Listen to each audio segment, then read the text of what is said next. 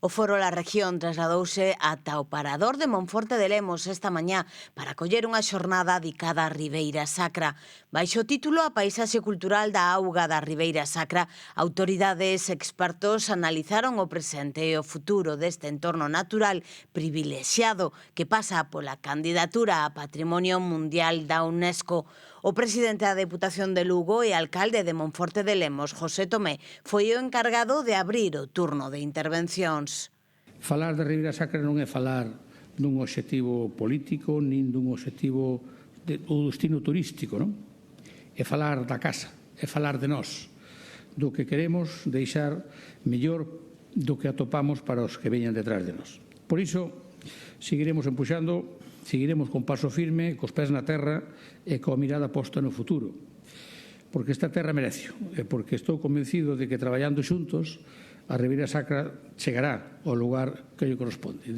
Con respecto á candidatura, Luís Menor fixo referencia aos cambios que houbo que realizar, subliñando o diálogo constante mantido entre as partes implicadas e a oportunidade que esta candidatura representa para o territorio, sen esquecer tampouco os riscos que implica.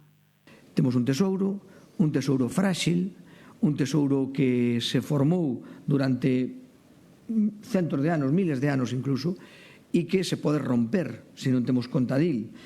E aí está a segunda palabra clave. Despois da oportunidade ten que vir sostibilidade. Efectivamente, ese turismo, necesitamos oportunidades económicas, pero todo ten que ser ca súa medida. Ten que ser de xeito sosegado, ten que ser de xeito amable. Seguimos queremos atraer turistas, pero estes turistas non poden acabar co tesouro que os atrae. Abrir a Ribeira Sacra e proxectar a súa imaxe ao resto do mundo, con esforzo pero coherencia, e que esta estea entre as primeiras opcións de quen visita Galicia. Son os obxectivos fixados polas administracións. Eu creo que temos unha candidatura perfectamente definida, con un elemento común, que é o elemento da auga, que non está suficientemente recoñecido ou recollido nas declaracións de Patrimonio Mundial, por lo tanto, un elemento diferenciador que nos vai a permitir situarnos en unha posición, pois eu creo que moi positiva de cara á obtención do noso obxectivo. En outubro de 2024, Miquel Iceta visitaba a Ribeira Sacra e quedaba fascinado pola realidade do territorio e as súas xentes, máis alado que recolle a documentación da candidatura. Agora quere trasladar esa fascinación ao Comité da UNESCO. Es verdad que yo creo que Ribeira Sacra desborda con mucho lo que se pide. O sea, lo que tenemos realmente, y a veces hemos de reconocer que quizá desde el resto de España, desde algunas administraciones un poco más lejanas, no hayamos dado suficiente importancia a lo que tenemos entre manos.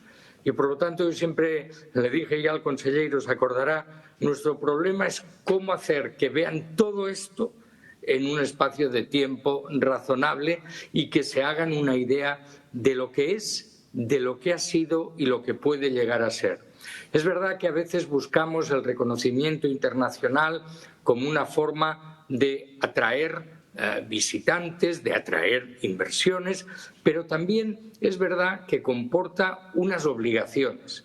Si hasta ahora lo hemos cuidado, una vez obtengamos la inscripción en la lista de Patrimonio Mundial, tenemos que cuidarlo aún más y también hacer posible que ese eventual aumento de visitas no perturbe, no deteriore, no erosione ese patrimonio que nos han legado los tiempos desde hace ya 1500 años.